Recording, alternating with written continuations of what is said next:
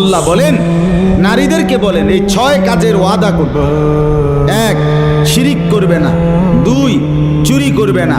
3, জিনা করবে না। 4, সন্তান নষ্ট করবে না।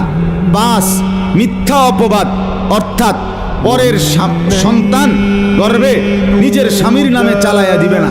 6, নবীজির সুন্নতের খেলাফ, নবীজির তরিকার খেলাফ করবে না। আল্লাহ বলেন, ফাবাইহুন্না ওয়াস্তাগফির লাহুন্নাল্লাহ। যদি এ কথার ওয়াদা দেয় নারীরা যে মানবে, তাহলে আপনি বায়াত করান, আপনি তাদেরকে অঙ্গীকার করান। ওয়াস্তাগফির লাহুন্নাল্লাহ, এবং এই নারীদের জন্য আমি আল্লাহর কাছে দোয়া করেন, ইস্তিগফার করেন, ক্ষমা প্রার্থনা করেন। আল্লাহ বলেন, এমন নেককার নারী, এমন চরিত্রবান নারী, এমন ওয়াদাবদ্ধ নারীর জন্য আপনি যদি হাত তোলেন, আমি সাথে সাথে মাফ করে দেব।